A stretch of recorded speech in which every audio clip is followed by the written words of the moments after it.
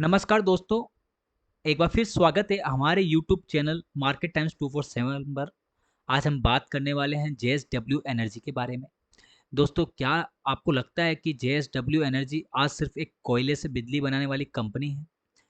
अगर हाँ, तो आप आज बहुत बड़ी खबर मिस कर रहे हैं, क्योंकि आज हम इस कंपनी के बारे में इस वीडियो में एक एनालिस्ट की तरह इस स्टॉक का पोस्टमार्टम करेंगे।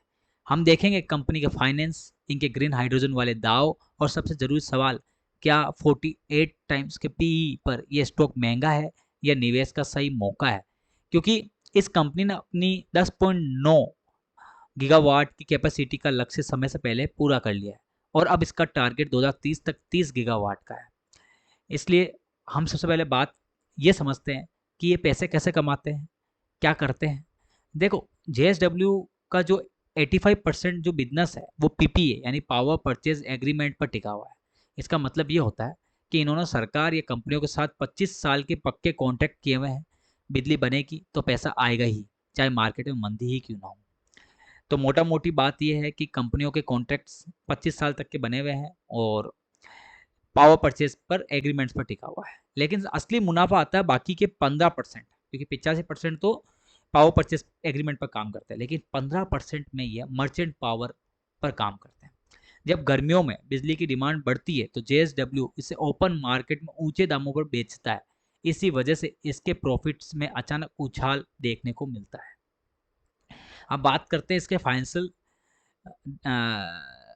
हेल्थ कार्ड के बारे में, रिपोर्ट कार्ड के बारे में, जिसमें हम रेवेन्यू, नेट प्रॉफिट और डेट के आंकड़े जानेंगे। देखो, सबसे बड़ी बात है कि फाइनेंशियल ईयर 25 में कंपनी का रेवेन्यू करीब 11,745 करोड़ रुपए रहा। लेकिन ध्यान देने वाली बात है कि इनका प्रॉफिट जो 13% बढ़कर 1,951 करोड़ रुपए पहुंच गया है। अब बात करते हैं डेट की, तो पावर सेक्टर्स में कर्ज होना आम बात है, लेकिन जेएसडब्ल्यू का डेट टू इक्विटी रेशियो सिर्फ 0.9 टाइम्स है। उन्होंने हाल ही में 5,000 करोड़ का फंड जुटाया है, ताकि नए प्रोजेक्ट्स के लिए इन्हें बहुत ज़्यादा लोन न लेना पड़े। एक इन्वेस्टर के लिए बहुत पॉजिटिव सिग्नल होता है। अगर हम इनके कॉम्पिटिटिव एडवांटेज के बारे में बात करें, मतलब कि ये अलग क्यों है, तो टाटा पावर और अडानी पावर के मुकाबले जेएसडब्ल्यू में सबसे खास बात क्या है, वो है इसके ग्रुप की सिनर्जी। इनके पास जेएसडब्ल्यू स्टील जैसी अपनी ही ग्रुप कंपनियां हैं जो इनसे बिजली खरीदती है, यानी इन्हें ग्राहक ढूंढने की चिंता थोड़ी कम है। दूसरी बात है एनर्जी स्टोरेज और ग्रीन हाइड्रोजन। ये सिर्फ बिजली नहीं बना रहे, उसे स्टोर करने की बड़ी कैपेसिटी 40 गीगावाट हॉर बना रहे हैं।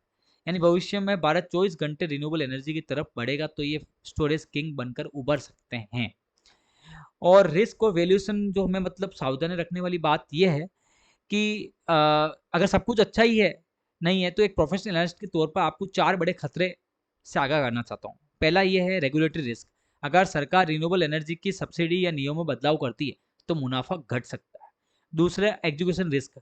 2030 तक 30 गीगावाट का लक्ष्य बहुत बड़ा है, अगर प्रोजेक्ट्स में देरी हुई तो स्टॉक गिर सकता है। और वैल्यूएशन की बात करें तो पीई रेशियो करीब 48 का है, जो टाटा पावर से भी ज़्यादा है, यानी मार्केट को इनसे बहुत ज़्यादा उम्मीदें हैं। और इकोनॉमिक रिस्क की बात करें, अगर देश की जीडीपी ग्रोथ थोड़ी धीमी होती है तो इंडस्ट्री की बिजली की मांग थोड़ी कम होती है। अगर हम इसके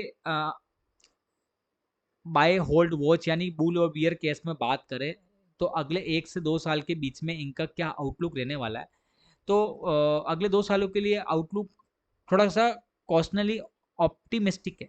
अगर कंपनी अपनी ग्रीन हाइड्रोजन प्लांट को सही समय पर चालू कर देती है तो ये एक बहुत बड़ा बुल रन देखने को मिल सकता है। लेकिन अगर आप एक वैल्यू इन्वेस्टर है तो आपको डिप्स का इंतजार करना चाहिए, क्योंकि स्टॉक अभी अपने प्रीमियम दाम पर है।